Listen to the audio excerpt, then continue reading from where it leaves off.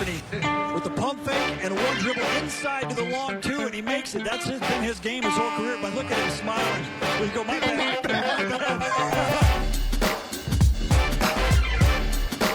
The long two.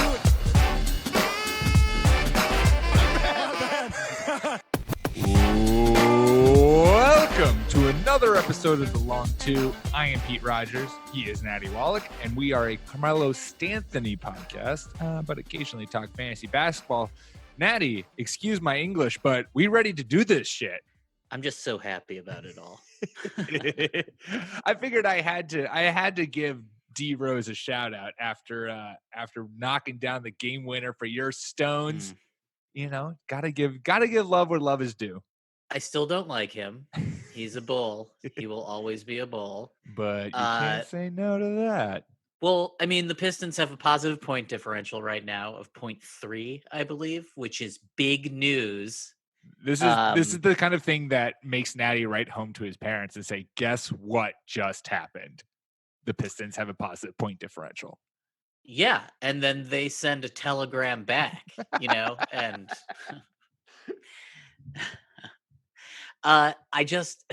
God, it's great. He's good. I really just feel like he's a bull, though. Man, I'm not. You just can't get past it. You right just now. can't get past it.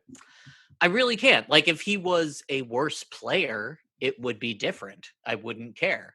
But he was the youngest MVP ever. Yeah. And I was really pissed because it felt like Chicago just sort of like fell into another generational talent. And, LeBron was already there. And it did not feel good. And he was so fantastic. And true. Those Bulls, the Vinny Del Negro Bulls were actually like kind of fun to watch. And then Thibodeau took over and they became something else. And it was amazing. And I will always remember that 7-game series against you guys, the Celtics, in the playoffs that just kept going to overtime after overtime, and it was amazing. So yeah, fuck D-Rose, but go Pistons. This is great. You are caught in quite the contrary.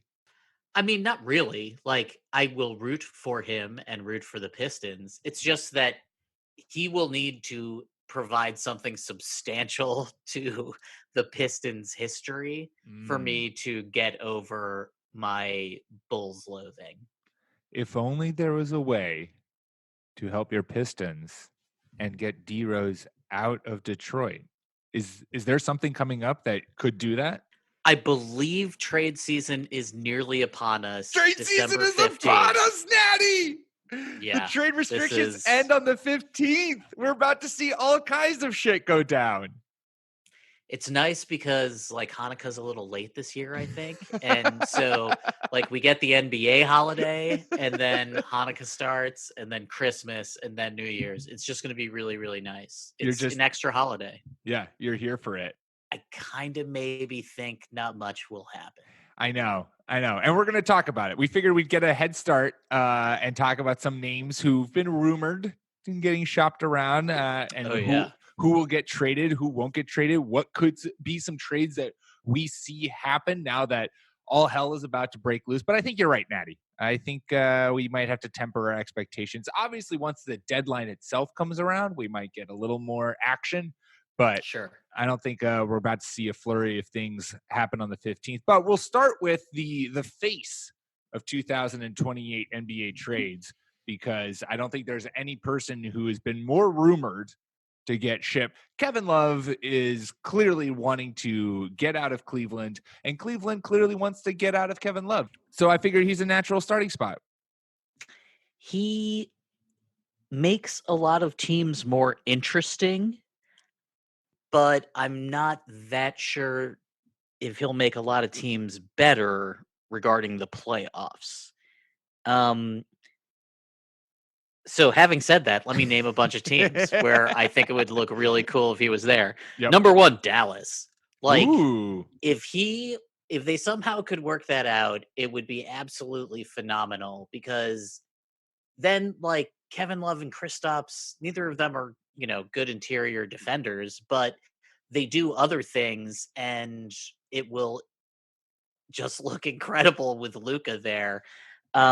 I do think Phoenix is a good idea because Rubio and Love's passing would be amazing. And while I don't think that they would be like that dangerous in the playoffs, I do think that it would help Devin Booker. And I think that's the only thing that has to be the lens that Phoenix looks through for everything. I also like that a lot because it spaces the floor and gives Rudy Gobert the paint. You have that defensive anchor there to help anything that Love can't necessarily do. You have a defensive helper there to pair with him. I mean, this is the thing is that like Love's defense has been talked about so much as being sub average, but like maybe it won't matter that much. Like everybody thought that he was going to be traded to Portland, as soon as he was traded to the Cavaliers, really. As soon as December 15th comes, everyone's going to be like, all right, Kevin Love to Portland. Is this happening? When is this happening? Is it happening now? Can we have it now? Yeah, sure. And, whatever. That would be cool. I think Houston might be trying to work something out. Denver with Joker and Kevin Love. I don't know if that would make sense, but I think that the passing there would be absolutely ridiculous, and Denver could strangely use some scoring. I saw that Kevin O'Connor on The Ringer wrote about that, and I instantly fell in love with that idea. Like, who's to say you can't ship over Paul Millsap's expiring and, I don't know, maybe a pick to make it happy, and you now pair Kevin Love with Joker and that offense. And you're right. Like the Nuggets could use some offense, could use, a good portion of scoring, and Kevin Love would certainly bring that. I was all on the Portland bandwagon when that initially was first passed around because that feels like a terrific match. But now that's Carmelo's team, and we don't want to mess with that. The chemistry there is just too good. Carmelo Anthony's going to lead that team to a championship, and he'll win MVP in the whole 9 yards. So now I'm fully on board the Kevin Love to the Nuggets. This makes so much sense. I just want to watch two big men pass the ball with like pinpoint accuracy and pure beauty every day. I told you earlier today, I think that Kevin Love will get traded to the Knicks because that's the Knicksiest thing that could possibly occur. Because they definitely need more big men. No. They'd just send some of their young power forwards back, but it would just be the Knicksiest thing ever. Like, get a star no matter what. And I just sort of feel like that. I can see him in Knicks colors, Oh, yeah. This is where sort of an older star goes when nobody else wants him. Like, I sort of feel like he and DeMar DeRozan will be on the Knicks next year. Ooh, wow. And I would like that team. And I think it would be pretty good for RJ Barrett. Oh man, Knicks! You guys could just walk into a terrific squad. What about this? So I have a question for you. Dark horse candidates for Kevin Love. Hit me. Oklahoma City is in the 7th seed in the West right now. Mm-hmm. They have a boatload of picks, mm-hmm. and it's sort of like really shitty to be in playoff position and not try to stay there. Mm-hmm. So if they're still here, like if they go on a little run, like you and I talked about Oklahoma City, like maybe being a playoff team before the season started because they do have 3 really good players. Yep. And I kind of wonder, like, Kevin Love on that team would be interesting. Now, that would mean that Danilo Gallinari would move down a position, and maybe that's not the best idea in the world. But, OKC doesn't score that much. They are, let's see. Yeah, their net rating is tied for 13th, which is the Pistons. Yes. So that's good. It's a playoff team. So why? I'm skeptical you can trade Chris Paul.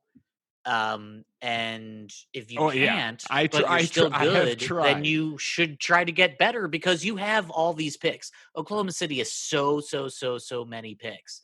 And if they can even trade 2 of them, like of the lesser value, just to increase their chances to like advance the second round, I feel like they should do that. I feel like they owe their fans that. I feel like they owe Chris Paul that. Yeah. I'm not against that move. The question is, what contract are you sending back? I mean, I do think that means you have to include Danilo Gallinari as the trade asset, don't you think? Or in order to no, tell me more. Schroeder and Andre Roberson for K-Love works salary wise. And then add some picks there. Yeah. Oh yeah. I mean, all of these trades obviously. are going to have to include picks. The interesting thing is that I like that.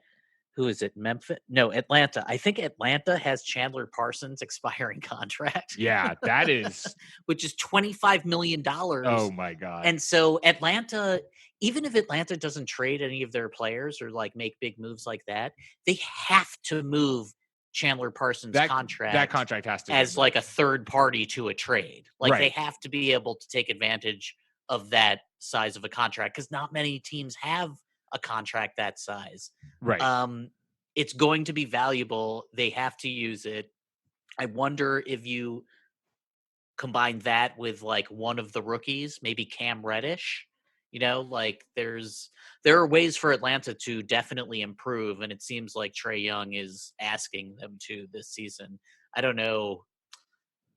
I mean, they're not that deep a hole. Like, what are they right now? They're 6-17. So they're 6 games back. But if you get a good player, you could probably move into playoff contention in the East. I mean, Orlando at 11-12 is in the 8th seed. Yeah. You know, so I'm hoping Atlanta does something. I feel like they have to. Yeah, no, I like that. And I think it would also be cool if Vinsanity got traded to a contender. That would be fun. How can we make that happen? I'm now on, and I told you about this before we jumped onto the pod. So ESPN's trade machine, great, lots of fun. You can burn so much time there. But I've now discovered TradeNBA.com, which is basically it's like a souped up ESPN trade machine. You have picks, you have stats, you can see trades that other people have done, what's trending, what's hottest. It's like a social media platform for NBA trades. And I have spent way too much time on it trying to get some trades to go down. And I'll make sure to talk about them. Well, actually, we can get right into it because we're going to talk about some other guys, like we said, who could get traded. And the other name I think outside of Kevin Love that most people are going to be talking about because there was an expectation that he was going to get traded is Chris Paul.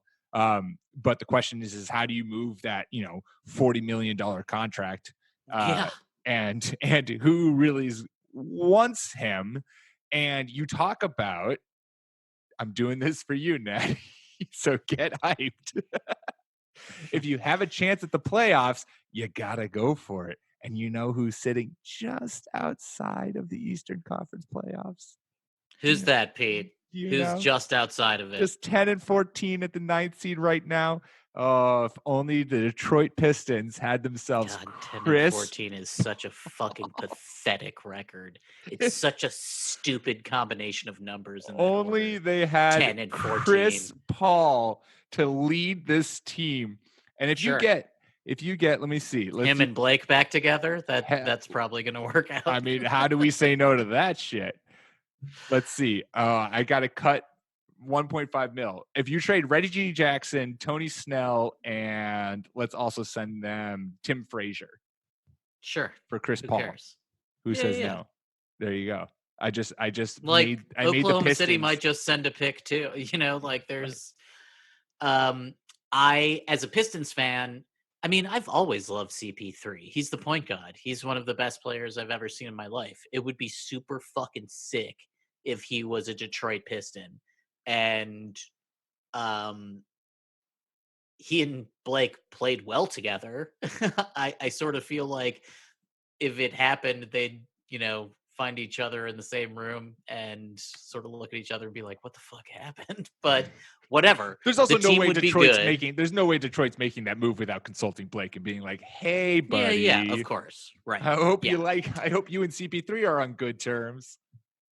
The only thing that's holding Detroit back really is finding complementary players to a front court that we hope works, but it hasn't looked, completely dynamite yet. Mm-hmm. It doesn't look like a team that could beat Philadelphia.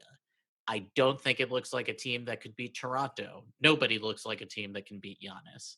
Right. And so if we got CP3, do I think that team could beat Miami? Yes, but it would take Blake performing at an exceptional level, Mm-hmm. and it would take Chris Paul scoring more than what he's done so far this year. Right. Now, maybe that could happen. That would be great. I would love having point guard on my team. I don't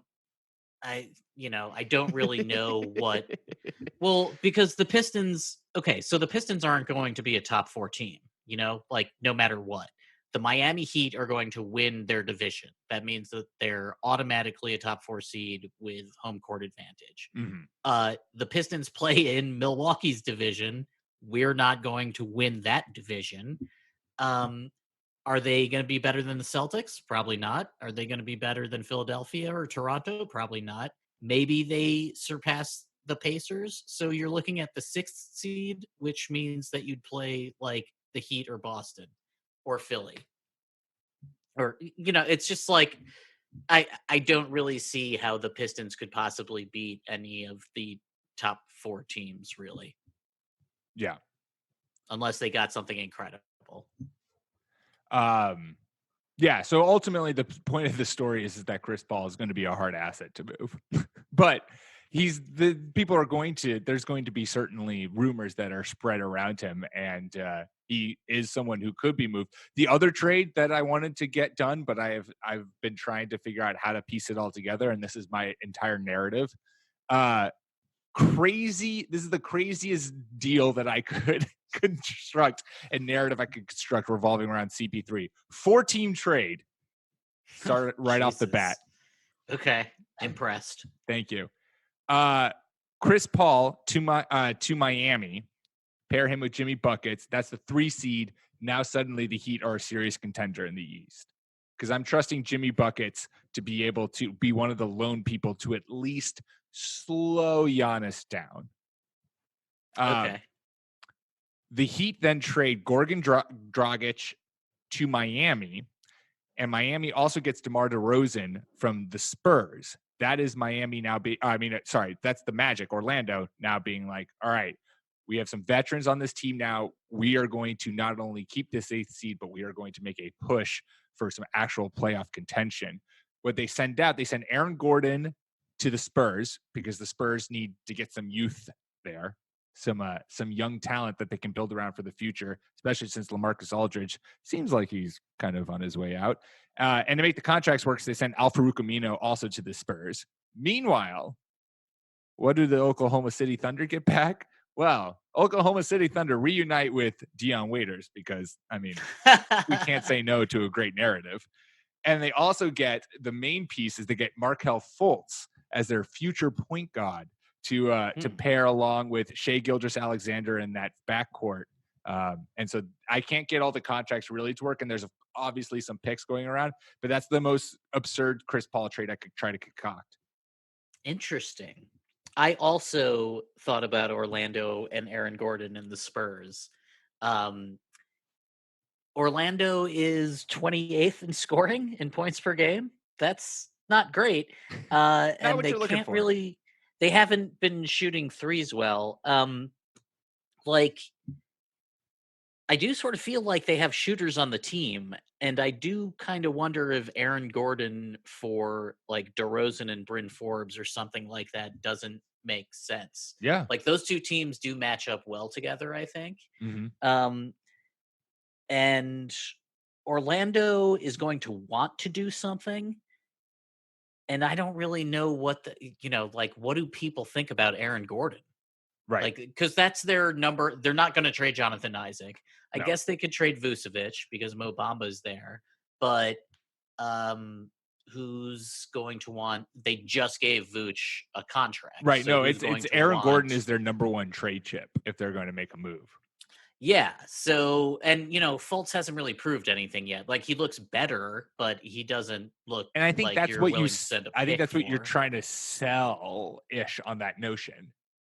Is trying to be like, look, Markelle Fultz has shown improvement. Just imagine especially, I mean, if you're sending him to the Spurs, I mean, look at what the Spurs did with Kawhi, where Sure. Kawhi Leonard didn't have a jump shot, and all of a sudden now he's like a lethal 3-point shooter.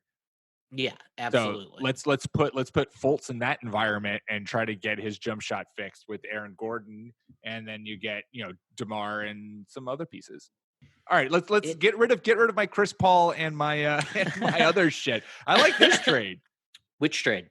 I like the Aaron Gordon, Markelle Fultz for DeMar DeRozan and some other shit. Well, I mean, DeMar has been in the news because the Spurs are out of the playoffs right now. So if they don't make it, that would be shocking because they've made the playoffs for 22 years in a row, I think. But DeMar seems to be a player that could be on the block. I actually sort of feel like the other player that we haven't really talked about and hasn't been talked about in the media too much is Sabonis. Remember before the season, everyone was like, oh, yeah, well, it's either going to be Miles Turner or Sabonis. And then it's sort of okay for a while, and the Pacers have been good. So we stopped talking about it. Yeah. But it's still not great. I think you could still do something to make the Pacers better, even when Victor Oladipo gets back. Indiana's in the 6th seed right now. Yep. I mean, I don't know if the contracts could work, but would Kevin Love for Sabonis? I mean, obviously Cleveland would do that, but does that make sense for Indiana? Like, if you're going to choose between the two, I think I would rather have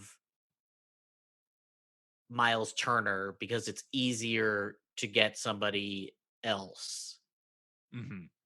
And if you keep Sabonis, like Sabonis has to play inside, and if he's not going to be the center, then that's a problem. If you are going to make him the center and you keep Sabonis, then sure, trade Miles Turner.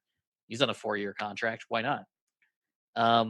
But Indiana doesn't really make that many big trades. They're not sexy. Right. Plus, I mean, again, I have a very limited knowledge of the NBA cap, but you're going to have to send, I mean, maybe what? Does Jeremy Lamb offer? I think TJ Warren and Jeremy Lamb make the contracts work. Yeah. And, both of those guys are completely tradable in my opinion. But so we said at the top of this, it might be tough to make trades this year. And that's because so many contracts were signed in this past offseason. And so now every trade is going to have to involve, if it's big, a lot of moving pieces. Right. Like, there might not be that many trades, but there will be a lot of trade partners. Right. Because you got to spread those contracts out. Yeah, no. And I think that's why what you're going to see is you're going to see a lot of kind of, I mean, you always see guys who are on on expiring contracts get traded around between contenders. But I think those might be the kinds of trades that we see in excess this year. And like one of the guys who I think is certainly could be getting moved is Davis Bertans. Really? I don't think that. You don't think that? I mean, I just think they roll with it, man. It looks. I think the Wizards do. I think the Wizards do. I mean, I don't. But I'm saying that, like, I think a contender, like in my head, it's the Sixers. Oh, yeah. The Sixers should give up whatever the Wizards are asking for Bertans because they need 3-point shooting. Obviously, everyone should. Right. I mean, they're shooting the 4th fewest threes per game.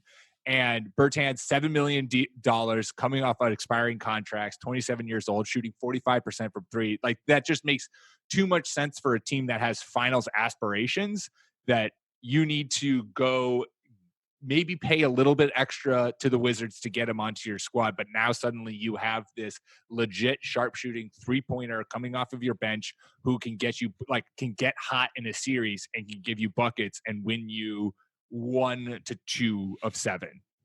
I still really like their team, but they really need another shooter, and where they find that is going to be tough because everybody wants shooters, obviously.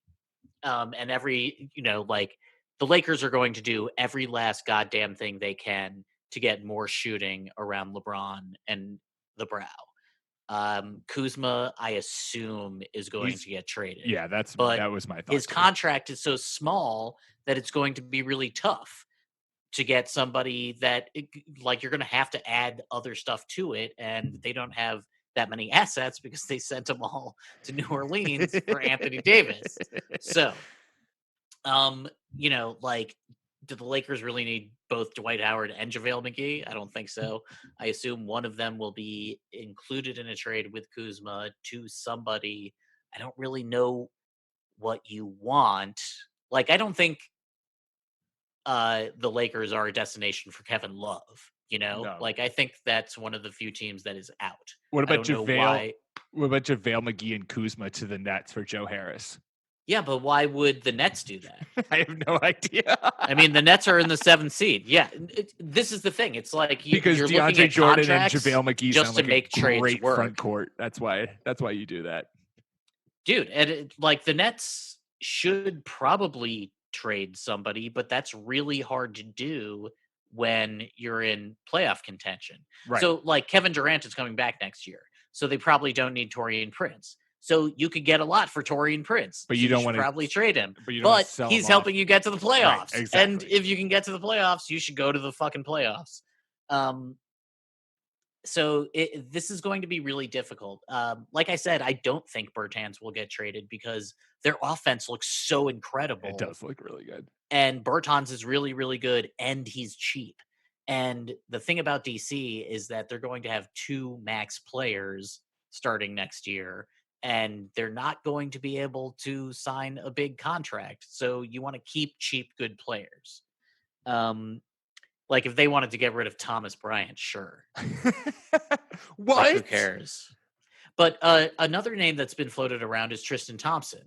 Now, he said that he wants to stay in Cleveland, but if someone needs, like, a traditional center that has playoff experience, like maybe the Hawks, like, that's a guy that could be traded as well. And I think he's Canadian, so, like, maybe I don't know what Toronto's going to do. There. Dude, what do you think Toronto doesn't need to do anything. I mean, they should trade for DeMar just because. That would be incredible. Send them fucking Norm. Who cares? Ooh, can we do that? Can we get DeMar? I don't even know if it's legal in, like, NBA courts of law, but, like, it would be like a gift to Kyle Lowry and, like, all the fans. Kyle Lowry, like, yeah, man. That reunion would melt hearts. Oh yeah, the totally. 2 of them just, like, running into each other's open arms. Yeah, and then what if they did well? Oh God, that'd be incredible. See, this is why I think trade season's going to be so difficult because we're just coming up with crazy shit, like, right away. Because there's nothing easy. Right. Like, what's the easiest trade? Right. I have no idea. The easiest Iguodala, but to who? Yeah, for what? Right.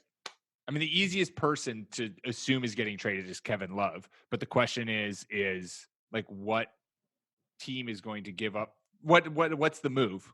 What's the move that's going to happen? Dude, I mean, I think the most okay, I don't think this, but I'm hoping that the most taxi thing that can happen is that the Bulls trade Zach LaVine and choose Jim Boylan over him.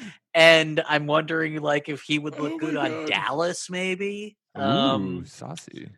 Yeah. Dallas is a 3 seed right now. Holy shit. Yeah. They're ridiculous. It's so awesome that Luka is this good so soon. It's just absolutely crazy. He's upset everything. Everybody last year was talking about Joker, Nikola Jokic on Denver, as being like, this is the new most incredible player we've ever seen. He's a point guard in a 7-footer's body. This is the new NBA. And he's having a bit of a down year, and no one cares because it's all Luka, who is also fat. He's thick. Like, these Europeans, Don thick. Yeah, please. Whatever. Like, they're not sculpted like Americans like things, apparently. Even though, no baseball, whatever. Tim Hardaway Jr. for Zach LaVine. Who says no? Right. And you can add Courtney Lee and even get some other, like, if Chicago, let's see, Chicago is 8-17. They are the 11th seed right now. They're worse than Charlotte. Not great, since Charlotte was literally supposed to be the worst team in the NBA. I wonder if maybe they are trying to go for the playoffs, though. And if that's sure, why true, not? that would be an interesting. Like, they have a bunch of power forwards. Yeah. Uncle Marv could be on the move. Yeah. Yep. Cody Zeller. There are Cody Zeller fans out there, but he's a competent center. I just don't really know how valuable those Players are. The other thing is that there's going to be a bunch of buyouts this year. Yep. So, like, Miami is a team that has a bunch of pieces that could move, like James Johnson and Dion Waiters. But who's going to want those guys? Like, you're going to have to sweeten the pot with picks. Right. Or with one of your sharpshooting young guys, and maybe you don't want to move those dudes. So this is the more I think about it, the tougher I think a lot of this is going to be. And that also makes me think if someone might just try to shoot the moon and do like an impossibly incredible big trade. Which is going to be like, I was just about to say the exact same thing, that given how convoluted this conversation, like just us talking through this has already been, how many moving factors there are, I could see a team just being like, fuck it, we're putting all the pieces in the middle, like let's go hard in the paint, and something big going down, and I don't know what it is, and I want to be able to like rattle it off the tip of my tongue right now, but I can't. I think that if the Pistons keep being mediocre and are outside looking in, you think Blake Griffin to Atlanta or Miami is possible. You can make the salaries work. Like Cam Reddish comes back in one deal, and either Tyler Hero, like one of the young Miami shooters comes back in the other one.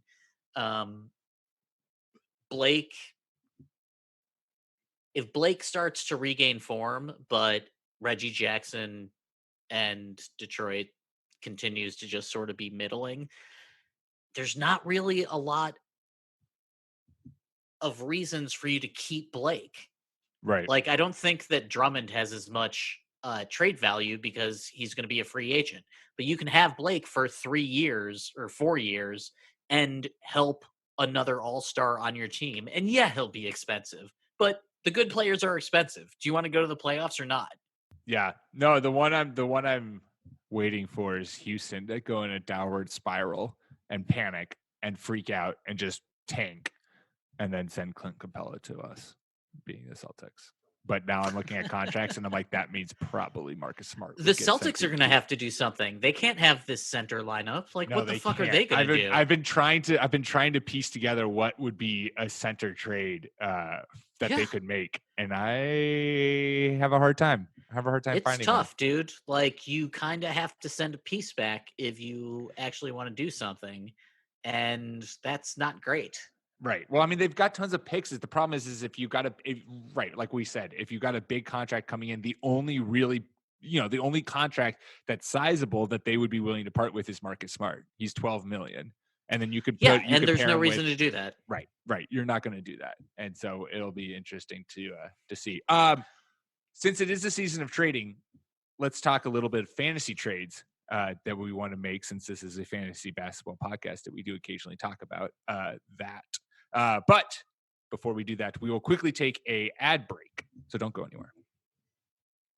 So, Natty, if you're looking at your fantasy team, you're looking at the fantasy basketball landscape, is there someone out there who you're kind of like low-key targeting? Because you're like, you know what? I think I could get this guy, and he would be well worth my time and effort. I have a couple of guys that I've had my eye on, and neither of them are over 50%. One of them is a Washington Wizard, I'm sorry to say. Rui Hachimura, I just like him. Yeah. I like him a lot more than I thought I would. And I don't know if it's because of the team around him or what, but I would like to have him on my team. He's just points and rebounds. That's it. Like, nothing fancy, but a solid player to have. And if that's your floor, he's averaging 14 and 6 right now. Like, that's I'm willing to have, a rookie doing that, sort of like PJ Washington. And everything after that is just going to be gravy. So I like him a lot. And I also like Bogdan Bogdanovic. Yeah. He's 6'6". He's 27 years old. He's 26.5% owned on ESPN. He's 129th in ESPN Basic. Rui Hachimura is 120, by the way. And Bogdan's just a really good distributor. I like him a lot. If Sacramento doesn't improve when, they don't go on a run, what are they right now? 10-13. Yeah, like they're right there. It's them and the Suns and maybe the Timberwolves trying to get in, and maybe the Spurs. The Spurs start doing Spursy things. And then the Blazers, there's a great chance that Sacramento doesn't make it. So it seems like Bogdan will be the odd man out. Bjelica could also be a trade candidate. I like Bogdan a lot. I would really like him on the Lakers. I think that would look really, really good, but I don't think that can happen. I'm trying to trade for him because he's a shooting guard that can get you assists. I like both of those guys, especially because if you're in a dynasty league too, those guys are going to help you in the long term. But also if you're just in a redraft league, those guys are both A+ targets. Yeah, I'm hoping that Bogdan Bogdanovic gets traded, and which is a good chance. Like what we were talking about with Davis Bertans. Like he's another guy like that who could find himself on a contender because they need 3-point shooting. I like Drew Holiday for Reggie Jackson. Who says no? It's Reggie Jackson's expiring, and then they don't have to make a decision between do we keep Lonzo Ball? What are we doing with Brandon Ingram? Here's Zion. I would like Drew Holiday out of my team. I think you just solved all of the Pelicans' issues. Yeah, absolutely. A guy who, it's a total homer pick, but a guy who I am now trying to basically trade for in every single league that I am in because he is back and because he looks real good. Nice. Yeah. Gordon Hayward is almost, in my opinion, a lock to average 18, 7, and 5 this year, and I think could almost average he's averaging right. Let me bring up take it easy. My God, he's coming back from an injury. We just did this. Please don't play him a lot of minutes Gordon right Hayward. Away. Don't let him play over 12 minutes for the first 3 games. Gordon Hayward averaging 18, 7, and 4 as we speak. That's so mean. At the time of this recording, Gordon Hayward. Okay. I want him to be good. I want to see the Celtics at full power because that's going to be crazy. He could average a triple-double. Let's do it. Let's see it. Wait, can I ask you a Celtics question, a serious one? Yeah. Do you think in the playoffs you will see Tatum at center and it's Kemba, Smart, Jalen, Gordon, and Tatum? I hope I see that lineup.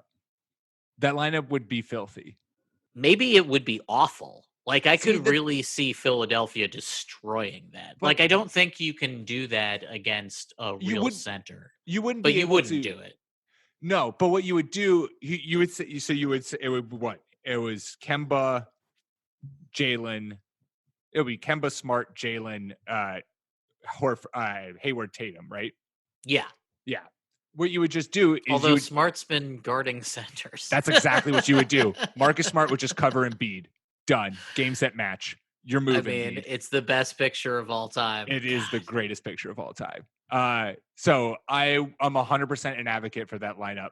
And I think it's something, I think it would be similar to, maybe not on the same level, but I'm going to say it, the lineup of death for the Warriors, where you run it for, I don't know, 8 minutes, 10 minutes, and all of a sudden you the other team can't run with it and has to quickly adjust, and then you can go back and you're not going to run quarters in that, but I think it's a lineup that I would love to see them run out and watch Marcus Smart shut down centers.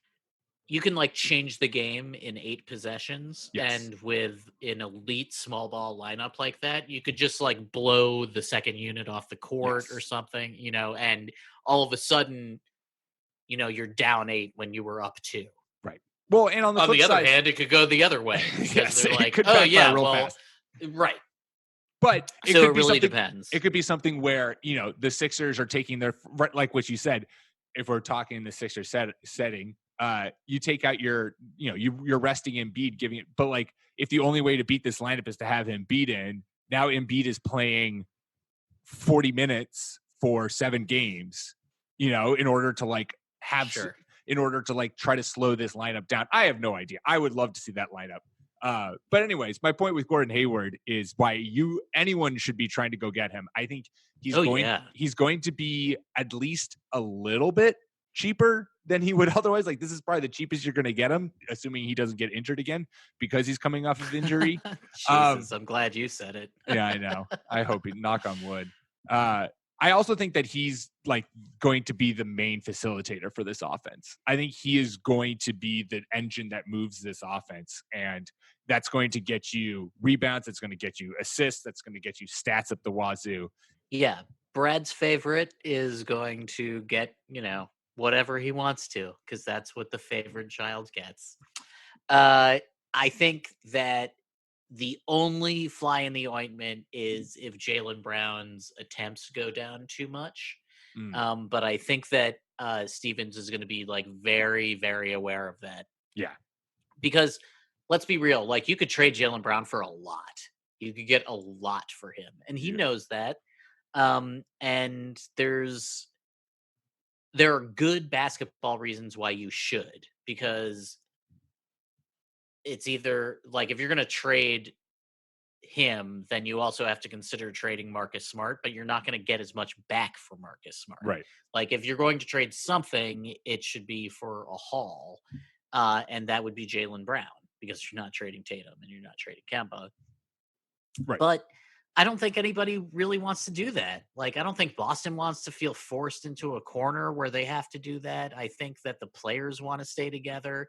I think that Boston just needs to figure out, like, they need to get an elite interior defender center. Like, maybe somehow trading for Mo Bamba or like Nerlens Noel. Like, I could get behind that. He's probably cheap. Yeah. Like, if Let's go to you my could NBA, get a TradeNBA.com. Let's do this.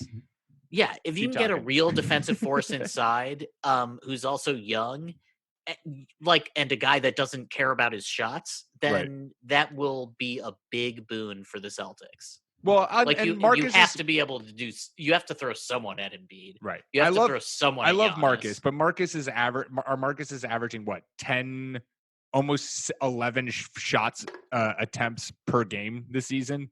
His career is 8. Like. We can shimmy some of those shots away from Marcus.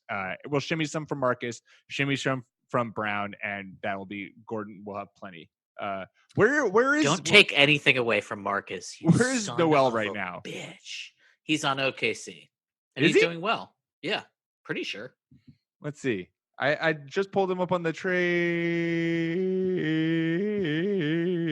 Nerlens Noel. He's just cheap. Lovely song. Thank you. He's just cheap as fuck. Yeah, I think he's like 4% owned. He's been doing well. If they trade Steven Adams, he's a must own. Oh, by yeah. the way. Oh, yeah, 100%. Let's just send I don't think Steven Adams Nerlens for Shemi, who says no. Boom. Done. Made the deal. The question is, I mean, tell me honestly, is this my own just like Boston Celtics fandom speaking in the way? What's the real difference between Nerlens Noel and Robert Williams? There might not be any. They could just be bad. Yeah, that's my thing. Is it's like there's. Am I really? Is Nerlens Noel a real difference than Robert Williams, and why am I? But I like the thought of trying to get a defensive mind or like a true center. I mean, I think what it is you're trading. I think you would try to trade. See, the thing is, I think you like having Cantor in the playoffs because you've seen him do really well in the playoffs before in certain situations. And against certain teams, like you have to be a bit of a Swiss Army knife in the NBA playoffs now. Right. You have to have answers, just like in football, for different formations. Mm-hmm, mm-hmm. Yeah. So your bench has to be deeper. So someone like Enes Kanter, who will, if you give him the minutes, he'll give you a double-double. So his per minute production as a traditional center is really high. Right. That's why I think Tice is the guy who would get sent out. Mike Tice. Former Vikings coach. Yeah, except like for what? I mean, right. No, yeah. Trades are hard, man. It's so, hard being a general manager of a professional sports team. Who knew? And like the teams that do have players available, like the Knicks, like they play in such a shitty way that you're not really sure like what you're getting. Like, do you really want Marcus Morris Sr.? Because every time he touches the ball, all action stops. I mean, let me tell you, so, like, from his year with Boston, you love Marcus Morris Sr. It's just sort of like Julius Randle should, man. It's kind of sad. Like, I don't think he should be on the Knicks. It would be nice if he got traded. I don't know where he would fit. Maybe Dallas, something like that. Like, go to a team that has like a stretch big already, and you can be the interior guy. Yeah. What if Minnesota ships out Gorgie Dang somewhere somehow and brings Randolph there? So that was the team that I was thinking about that could actually make like a huge trade. Yeah. What if they traded Wiggins? What would you get? You could get a lot because he's been playing ridiculous this year. So Minnesota is 10-13 right now, and they're in the 10th seed. And like, yeah, maybe if they made a big trade, they could bust into the playoffs for sure. Maybe if they did nothing, they could still get into the playoffs. But they don't seem like a contender. If you traded Wiggins and then like whatever else, who could you get and who would you want to pair with Cat? Like, what kind of player are you looking for? I mean, I would. My first thought would be a wing, right?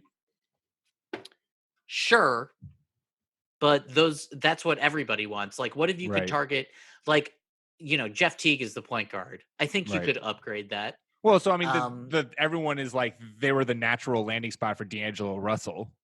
Yeah, totally. I mean, you could send we haven't Teague talked about yet, right? You could send Teague and Dang to the Warriors for D'Angelo Russell. Those contracts work.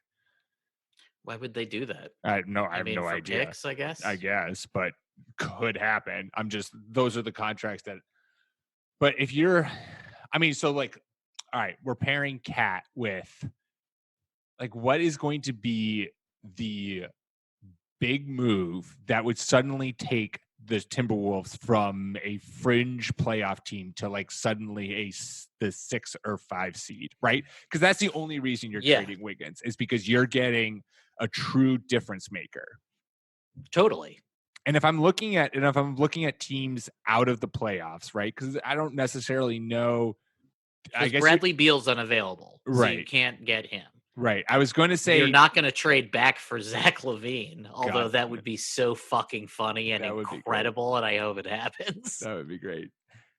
You're CJ McCollum? Maybe. You're pairing yeah. I mean, if you're trying to think outside of the box, right? If you're not trying to think wing. Yeah. Is Miles Turner and Cat too similar to Miles Turner and Sabonis? See, I'm thinking backcourt. I'm thinking like Drew Holiday, like. But does Drew Holiday really bump you from a 10 seed to like a 5 seed? I think that when you have an incredible interior presence, you should try to complement it with an incredible exterior. Yeah. I just does CP3 feel like do that?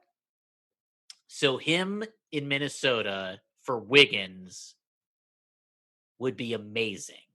I do think that would be a little bit dangerous. I think that would be very dangerous given what happened. You still have Robert Covington. Shit. Like, if the contracts could work, like, try to get Danilo too. Just try so that Oklahoma City can just, like, start over. Because they want to trade They want to trade CP3. If they can do that, they also want to trade Gallinari and Steven Adams, because then there's no reason to compete. Right. It's giving up on Jared Culver a little early. But if I send Andrew Wiggins, Gorgie Dang, and Jared Culver to OKC for Chris Paul and Danilo Gallinari, does that? It says the Timberwolves have a plus 12 increase in projected wins. So there you go. They're now a playoff team. Yo, let me ask you this. Yeah. And then we should do studs and duds. Sure. Do you think that a big Cat trade could happen? Oh my God. Do you like? I think that's the biggest. If he just says like, "You have to trade me. I don't want to be here anymore," like a bunch of other people have done recently because I don't believe in you, and then you can just start over with a bunch of assets. Could you imagine Twitter just melting? Just like the whole sport would just like freeze.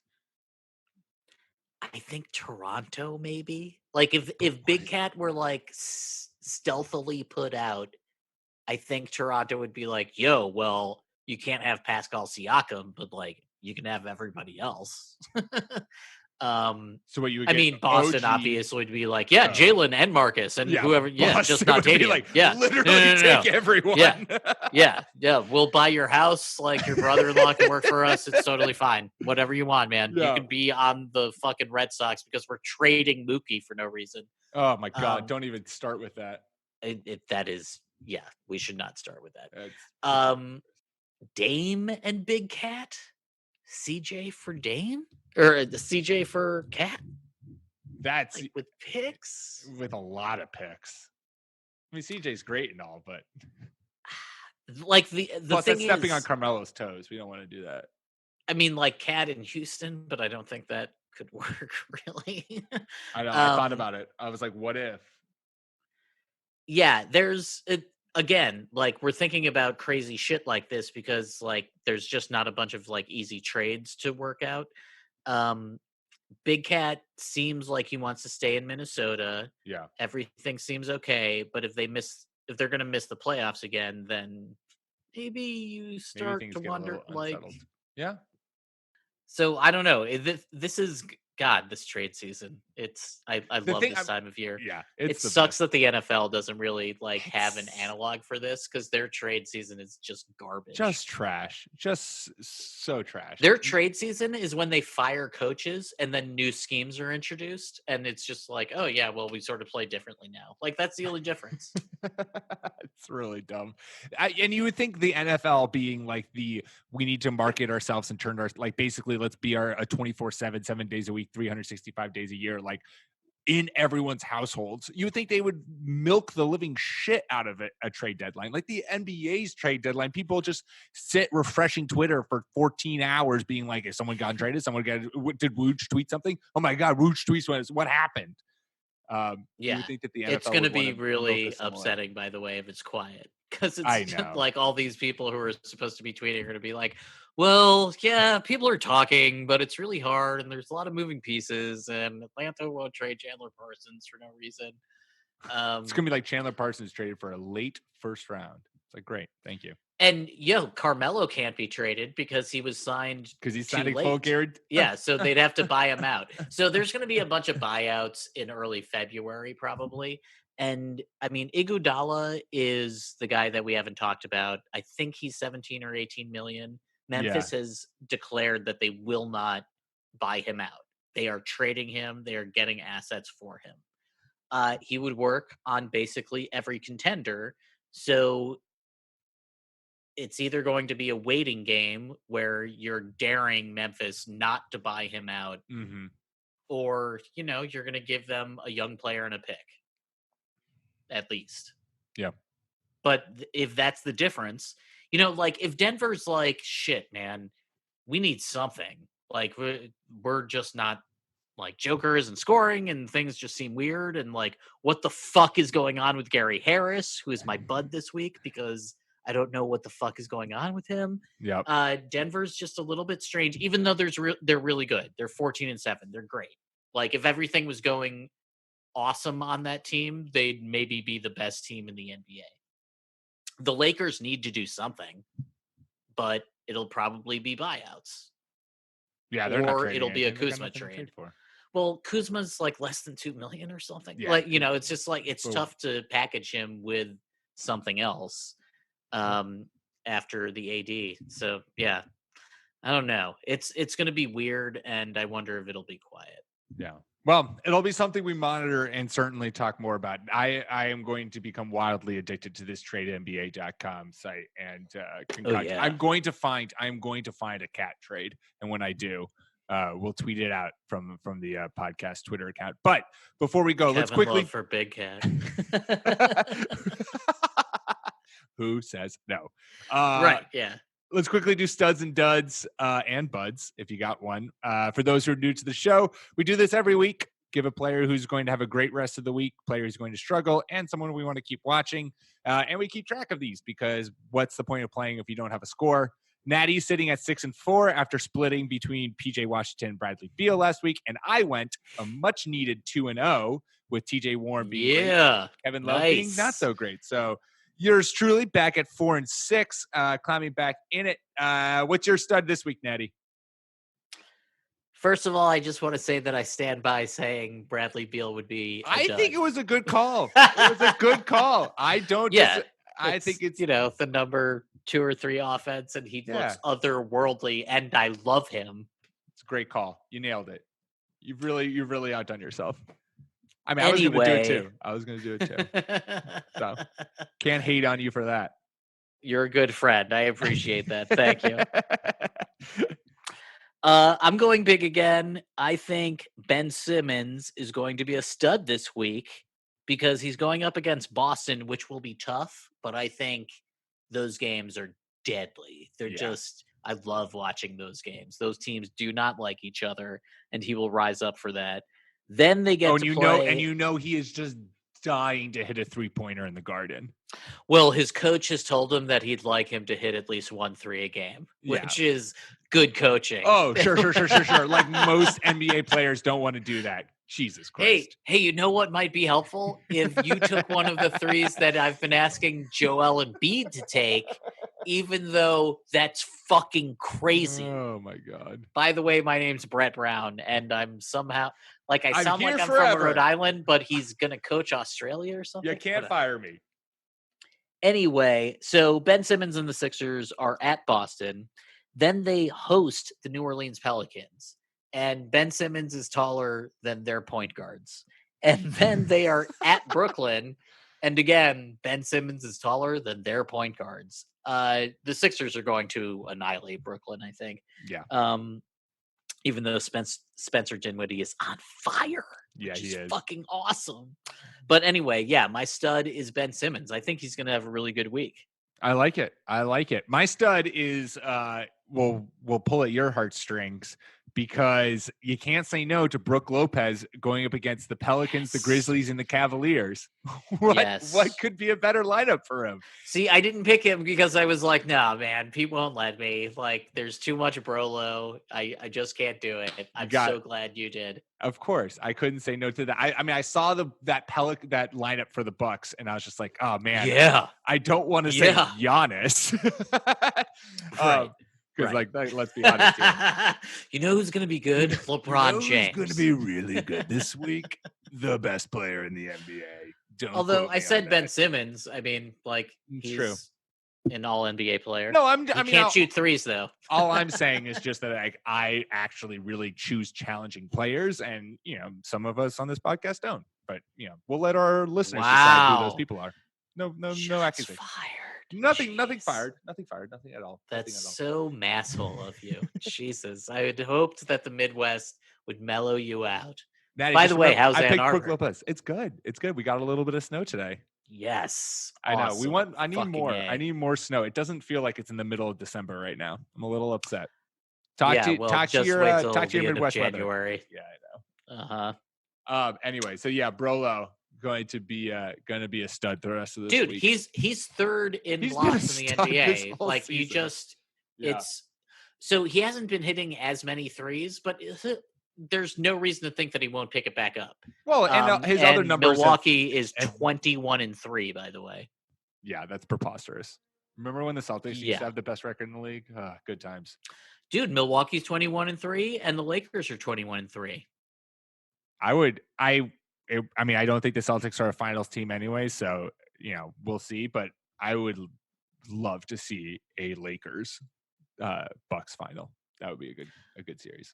I want to see Giannis in the Eastern Conference final. I want to see progress. I want to see him in the Eastern Conference Finals. And if he can make the finals, I think they need to make a trade. We didn't talk about George Hill. Chris Middleton is back. But Milwaukee will probably actually I mean, they'll almost absolutely make a trade, won't They're they? gonna, yeah, Because you yeah, have yeah. to. They'll trade Yeah. for shoot, who's on the Pacers who's doing really well? Everybody. They're super Malcolm good. Brogdon. Oh, Malcolm Brogdon. Yeah. He would be great on that They team. should trade for him. Yeah, he'd be really good. We can make the math work. I'm Yeah, sure. we'll tradenba.com. We're on it. Man, they should sponsor the show for the amount of free pub that I'm giving them to our tens of listeners. Who's your dud for the week? My dud for the week, and I hate saying this because I love him, but I think Brandon Ingram is going to have a tough rest of the week. That's fair, dog. The Pelicans are at the Bucks, at the Sixers, and then at home for the Magic. Those are three of the best defensive teams in the league. Brandon Ingram's been great this year, so he's going to be targeted. There's no fucking way that Philadelphia is going to let the Pelicans win in Philly. At the Bucks, I feel like Ingram maybe is going to get a little bit beat up. I think people are going to be targeting him. I'm not sure who will guard him, but it's probably going to be Giannis. That's going to be brutal. And then the Magic are just a tough defensive team. And, Jonathan Isaac and Brandon Ingram, I think, are maybe the same age, but that's going to be another tough game. This is going to be 3 grinded out games as well. Like there won't be a high pace I think. So I just think that all of his numbers will be lower the rest of this week. Yeah, no, I agree with you. I mean, anytime you have that's a brutal lineup of 3 games. And like it's so slow. Like if they were playing the Pacers, it would be perfect, Right. No, yeah, that is a rough one. And you're right. He's going to be the most targeted guy for defenses and whatnot. So yeah, I like him to have a slow week too. Slow rest of the week. I was trying to quickly do some duds on the fly, but I haven't come up with one yet. There are teams that I want to pick from, but I don't have the gallstones to pick players on them. Pick a Celtic. I know, that's what I was thinking. I was thinking that. I mean, they play the Pacers what if and the they're Sixers. All bad? That would be. I mean, the Pacers and Sixers. Yeah, so those aren't easy. Slow, yeah. And I don't want to say maybe. Oh my God, do I have the cojones to do it? I also was kind of like Bulls, Pacers, Lakers for the Hawks, but the only player on the Hawks who's good is Trae Young, and I don't want to say Trae Young is going to be a dud. I'm going to say it maybe isn't flashy or sexy or anything. Eric Paschall, the Warriors play the Knicks, the Jazz, and the Kings. Knicks and Jazz are pretty good. Obviously, the Knicks and Kings, the Jazz obviously are great, and he's going to be playing down in the paint, near and around the Stifle Tower, so that's never going to play well for him. And the Knicks just have so many bigs and bodies that they can throw their way that you can eventually wear someone down. This is that. This is me just looking at the teams and being like, meh, sounds good. So that's my guy. Dude, Golden State's arguably their best player right now. You know? Aside from Dre. You got a bud before we go? I do. Gary Harris, Golden Gary, who I motherfucking love.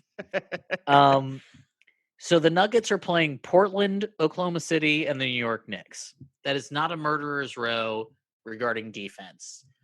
I don't know what the hell is up with this team, and I don't really know why Gary Harris isn't doing well, but he's underperforming basically all expectations.